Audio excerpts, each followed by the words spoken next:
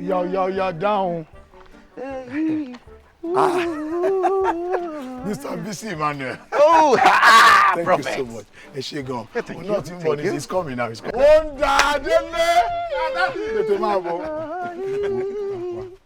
Sorry, anything Bisimanuel well-known musician.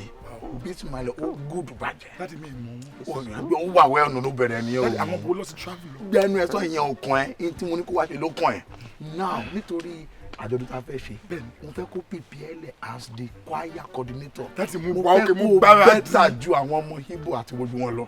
So ti yé báyìí. So jọ ṣe dáadáa ṣe normal wa be. Mr. Bisimanuel. Oh, thank you very much. Thank you, sir. Yeah. So that's my son. I'm a wonderful, sensational, marvelous, well talked about musician all around the globe. Please, what's your name? My name is Dele Omo Woli Agba. I am the choir coordinator of this church all over the world, in diaspora, London, America. I'm not everywhere. If you no find now, mind the rapper. Kino be kilo down. Kilo ṣe voice yet, you voice o le la mo. That's the boss she gbe fún mi ni mo ṣe ngbe fún mo miliki wọn ni. O miliki wọn. Ara ko express wọn ni. Miliki na lo gba. So dára jọ níwájú olóore. Orúkọ mi ni Dele Omo Woli Agba Ìdààmú IPM kò sọmọ náà IPM choir coordinator. Ta ló sọ di ewo ni dààmú àbí kan de ewo ni dààmú. Ya de don la ni mi ni nǹkan ló mú ẹ. I don't. Baba Idon jare. Idon and Baba Idon. Yeah. Anyways, I'm here to make your life better. Okay, sir. I'm here to make you sing like angels.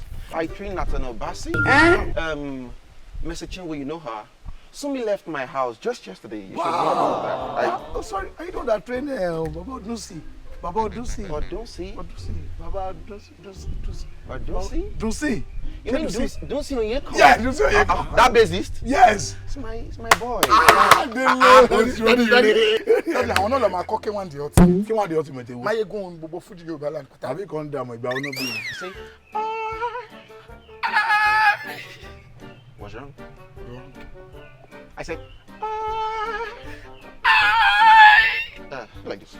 What's this? What's that? I'm shaking my body. All right. Now, what I just said you should do, try it again. Say, no. This is special. This is a special case. Hey, let's do it this way. You go this way. You get that? Yeah. You do? Daddy! Mo want to see. Wọ́n punish me ni jàre. Kì í ṣe gymnastic ní ẹni kẹ́. No.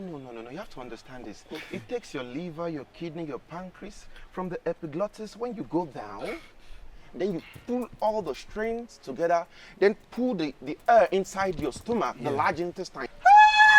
Out back. It's as easy as that. So simple. It's from the epiglottis. Yeah, epiglottis. Oh, yeah, go to here, right? Epiglottis mean epiglottis. Oh, epiglottis. That mean epiglottis. Gbàgbé ni ìgbà tí mo sick. Oh, to understand. What is epiglottis? It's epi. It has been removed. Yes. You don't know. You have severe stomach ache. Oh, while I was sick, they removed it. I don't need it. No worries. It injure my ó ti tó mo ti sọ fún wọn ṣàlàyé bó lórí ẹ. But you don't have to call your father at every instant. I'm sorry. All right, so simple. Let's just do this. Just do. What? Nicola wa ṣe ni.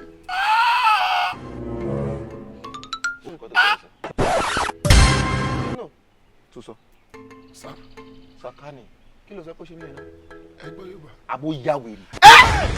Like bó ti ń ṣe èrè.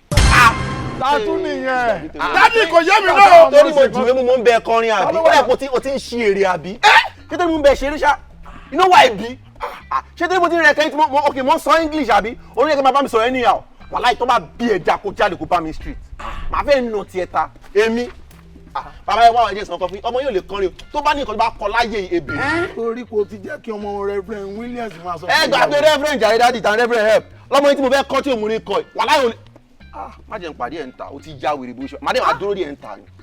Délé ó frustrate Bisimanuel tó jẹ́ pé ó wà tó wà well done all over the world I'm a mix orin báyìí bí ti sọ pé ó ya wèrè ó frustrated débi pé ọmọ Reverend Williams Bisimanuel. Daddy ọmọ Reverend Williams ló sọ̀rọ̀ ìpè lẹ́nu ọmọ Reverend. bẹ́ẹ̀ ni ẹ sọ wọn kọ́ ló provoke ẹ̀. bó ṣe wà ń lé ló wà lóko in fact Daddy gbogbo àwọn ọmọ ọ̀rẹ́sọ lọ́run kò sẹ́ni tó gbádùn wèrè gbogbo wa. ikọ̀ ló mú ẹ̀ kò sẹ́ni tó gbádùn gbogbo yín àwa wá ń kọ́ àwọn bàbá yín wá ń kọ́ nonsense. Bisimanuel ló wá sọ adúrò ọ̀rọ̀ bàtà sọ̀rọ̀ báyẹn Délé ló máa provoke ẹ̀ òun ló máa provoke ẹ̀ tọ́lọ́ wọn jẹ́jẹ́ lọ́mọ Bisimanuel tí wọ́n pẹ́ mo láìkẹ́ bàjẹ́ Délé ò lè mọ̀ ò lè gẹ́ẹ̀tì ẹ̀.